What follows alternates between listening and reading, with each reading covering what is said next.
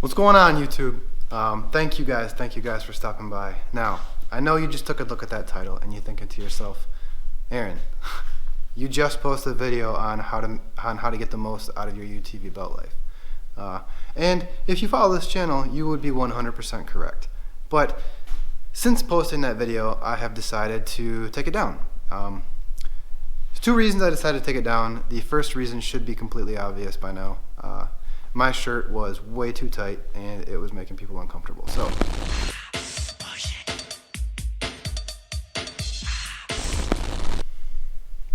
So I'm better dressed now. The second reason was a viewer had commented that I may have been a little misleading on one of the tips that I had given. And the tip in question was when to use high and when to use low gear, based on the speed that you're going.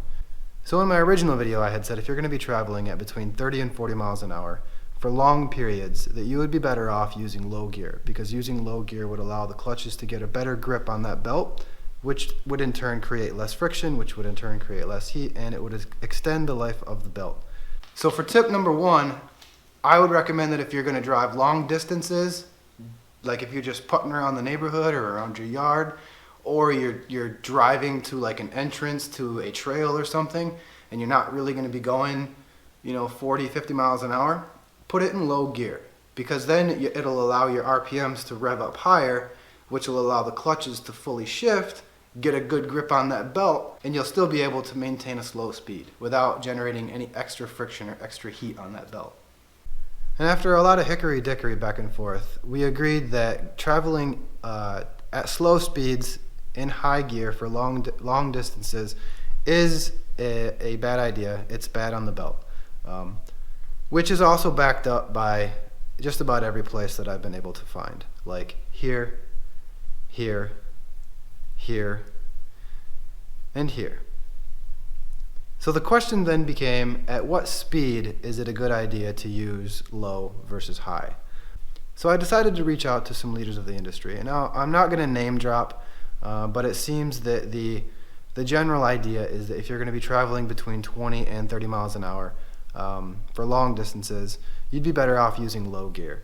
At that point, you're going to allow the clutches to get a better grip on the belt, creating less slip, less friction.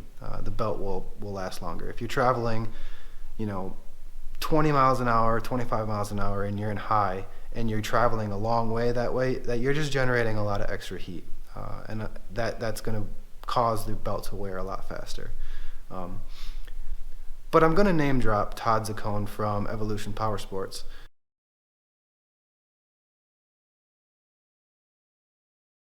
Because wouldn't you like to see what a 400 horsepower X3 looks like?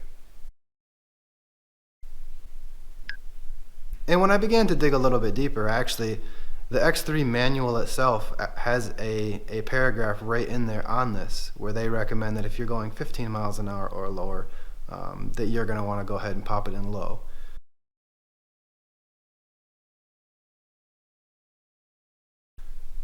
Now obviously other uses for low gear are rock crawling, mudding, towing things, pulling things. If you're into that kind of stuff, then obviously use low gear. But also if you're going to be traveling long distances at slow speeds, you also want to use low gear. So I'm posting this to make sure that I'm not being potentially misleading. So thank you to this YouTuber who pointed this out. But yeah, the other two tips that I had posted are completely accurate, and a quick recap of those tips, you want to keep things cool.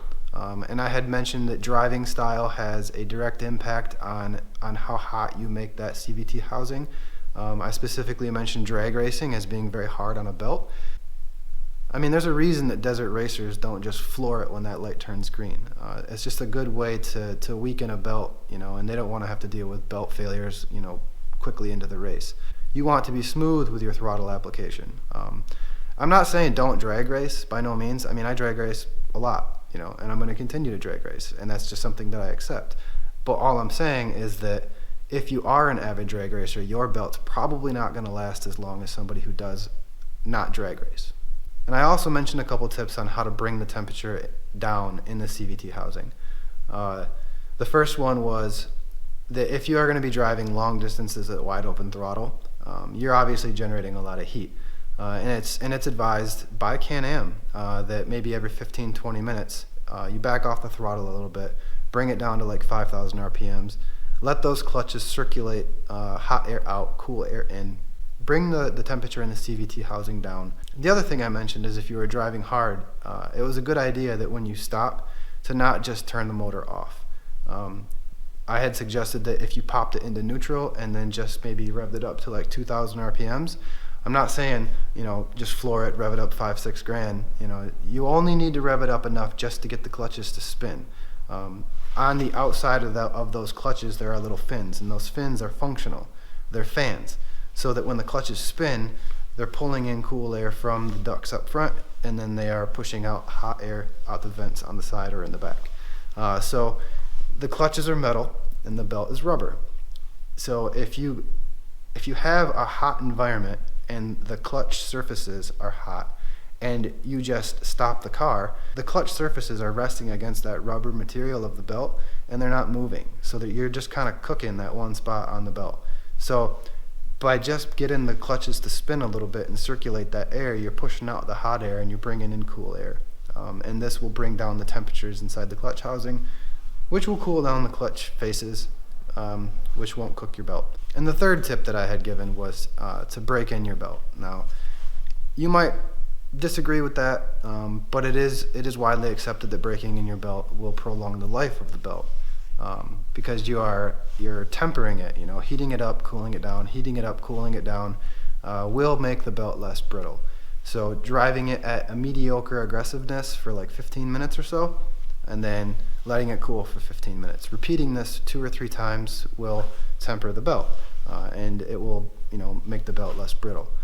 And on that note, you can also clean the belt with soapy water to try and get some of the oils that are on the outside of the belt from the manufacturer, to get those oils off, which will lessen the amount of slipping that a brand new belt has when you put it in, which will then obviously equate to less friction and less heat, and the belt could potentially last longer. But going one step beyond that, it is a good idea to make sure that you keep the clutches clean. If you're in the mud a lot or you're in the water a lot, you're going to want to make sure that you get any debris that's in that clutch housing out, and you keep the faces of the clutches nice and clean, because anything that's in there that could prevent the clutches from working properly is going to make them less efficient. And when a clutch is less efficient, it generates more heat. And on the note of efficiency, if you're going to be putting big old monster tires on there, like those big 35, 40-inch mud tires, or whatever size tire you want to put on there, you're going to want to use a clutching kit that allows the clutches to operate efficiently on that tire size. Changing the tire size while leaving the stock clutch kit in is going to make the clutch operate less efficient, and you will create belt problems by doing it. So I decided to make this video as kind of like a follow-up to my original video, because I do have a genuine interest in providing quality. I want to provide quality videos, in my editing and in their entertainment value, and I want to provide quality information as well. And I am a humble student, I love to learn. That's why I reach out to the individuals that I reach out to, and I talk to the people that I talk to, because I am not a mechanical engineer. I kind of am an engineer. I'm a computer engineer. I work for a global company on the IT team. Purchase Bissell products. But I am not a mechanical engineer, and I don't pretend to be, which is why, when I start these kind of videos, I always say, I don't pretend to be an expert in this field. There are people that are a lot smarter than me, and this individual who commented on the video, as a mechanical engineer, he's clearly more advanced than I am. I would never, claim to be. But there is a way that you can educate, and my advice to you is, if you are going to be an educator, make sure you're educating in such a way that you would not come across as being insulting, because it's a good way to burn a bridge, and you never know when you're going to want that bridge to be there. I am going to post a link to the original video in the description below, so if you're curious, you can go ahead and click that, give it a watch, and let me know what you think. But I definitely appreciate you guys hearing me out. I appreciate you guys giving me all the support you give me, and thank you. I hope this clarification was helpful for you. I hope that the information that I provided was helpful for you. Let me know your thoughts down below. And if you're curious about why the X3 is chilling there on the trailer, I'm bringing it into the shop tomorrow because I broke an axle on it.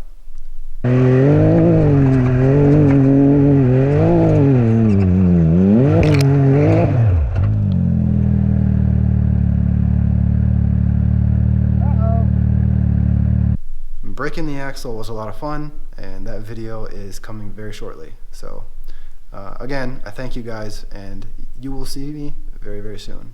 Have a great day.